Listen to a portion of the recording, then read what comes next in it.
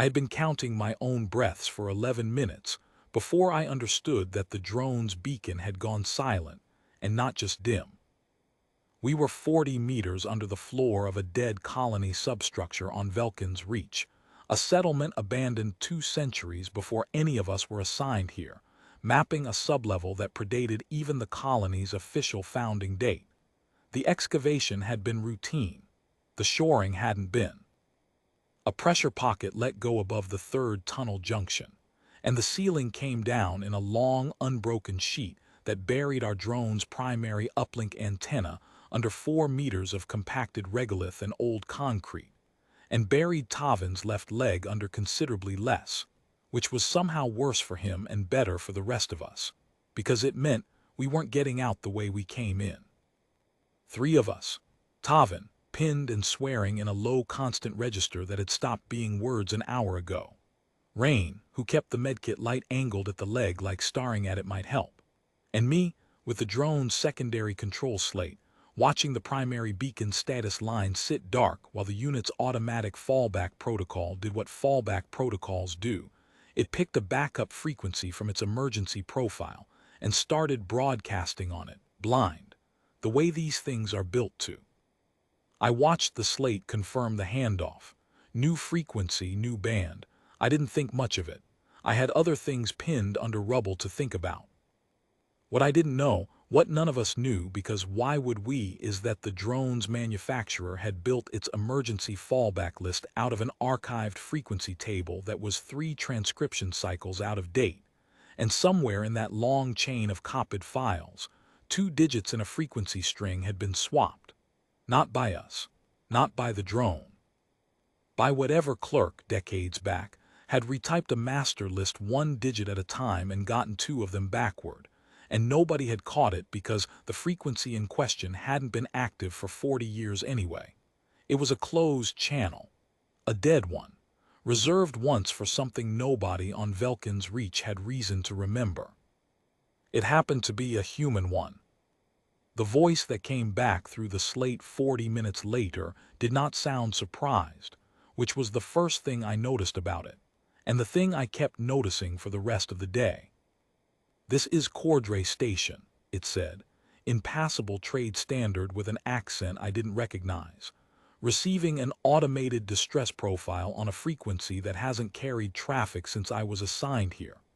I'm going to ask you to confirm you're a person and not a malfunction, because right now I genuinely don't know which one I'm talking to."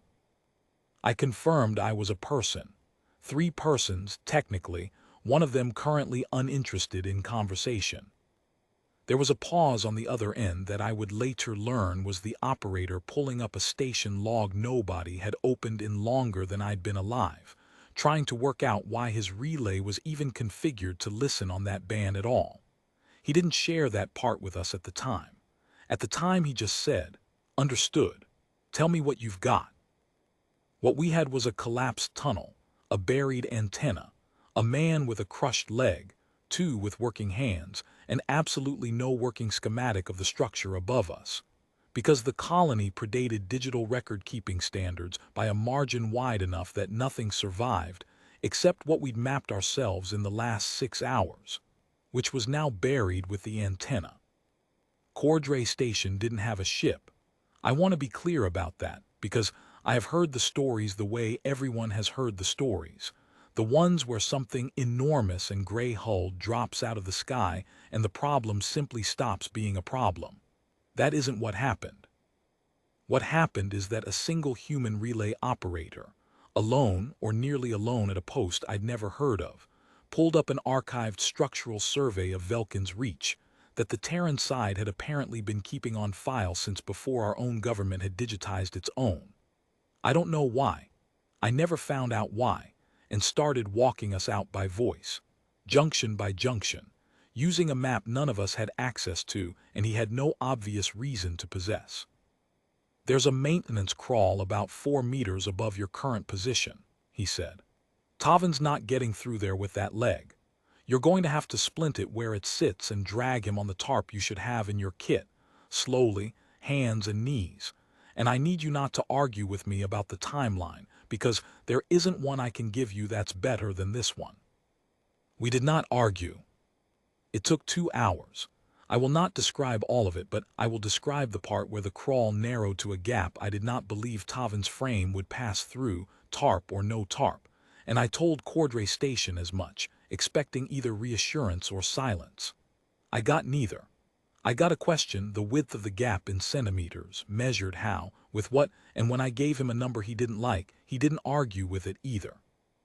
He simply said, "Then we go around," and gave me a second route I hadn't seen on any survey we'd run, through a vertical shaft that the old colony charts apparently listed as a ventilation stack and nothing else, untested, unverified, and entirely his to vouch for. I had nothing else to trust, and a stranger on a dead frequency who answered every question without hesitating was, in that moment, indistinguishable from someone who knew exactly what he was doing. We went around. The shaft held. Twice during that crawl the slate's signal dropped entirely.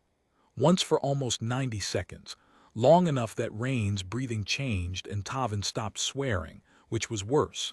And both times the voice came back exactly where it had left off. No apology, as though the silence had cost him nothing at all.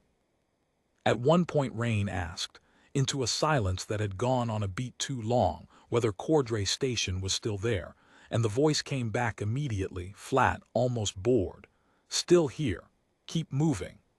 And that was the entire exchange, and it was somehow the thing that got us moving again when nothing else had.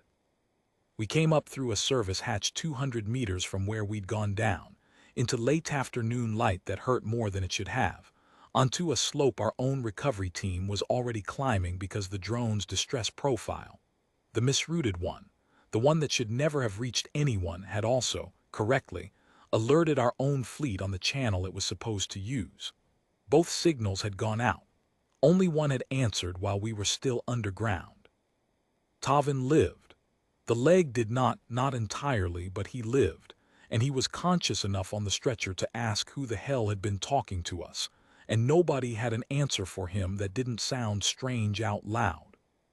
Provincial Director Yesin Kor Adai met me 3 days later in an office with a window that looked out over the excavation site, now cordoned and quiet, and she had the incident file open on her desk in hard copy, which told me she'd read it more than once. "The frequency," she said without preamble, "was decommissioned on our side in the founding charter, 41 years ago. It does not appear on any current emergency profile we maintain. The manufacturer has confirmed the table error, 2 digits, transposed in a transcription nobody has touched since. That explains why your drone sent on it." She turned a page she had clearly already read. "It does not explain why a Terran relay post was still listening." I didn't have an answer for that either. I told her what little Cordray Station's operator had told me, which was almost nothing. A name, a station, a flat instruction not to argue about the timeline. "I requested an explanation through formal channels," she said. "I was informed the frequency in question is, and I'm quoting the response directly, retained per standing monitoring policy, status, active, review pending. Review pending since before the founding charter was signed. Nobody on their side could tell me who set that policy, or why, or whether anyone remembered it was running until your drone happened to mistype its way into it." She closed the file. "We did not aim that signal at them," she said, mostly to herself. "We did not aim it anywhere. It went out blind, on a number that should not have meant anything to anyone alive." I said the only true thing I had, which was that it had meant something to someone, and we still didn't know who, or why, or how long that frequency had been sitting there, quietly staffed, waiting for 2 wrong digits to finally matter. The director didn't answer that. She filed the report exactly as it was, with the explanation marked unresolved, and she did not request that the channel be closed. I asked her once whether she planned to. She looked at me for a long moment, the way you look at something you've decided not to disturb. "No," she said, "leave it listening." I still don't know what Cordray Station is, or how old that policy is, Or what else might be sitting on some forgotten band of the spectrum, patiently logged as active, waiting on a missed dial that hasn't happened yet? I only know that 40 meters down in the dark, with a friend's leg crushed and no map of our own, a voice that had no obligation to answer anything answered anyway, and never once asked us why we'd called.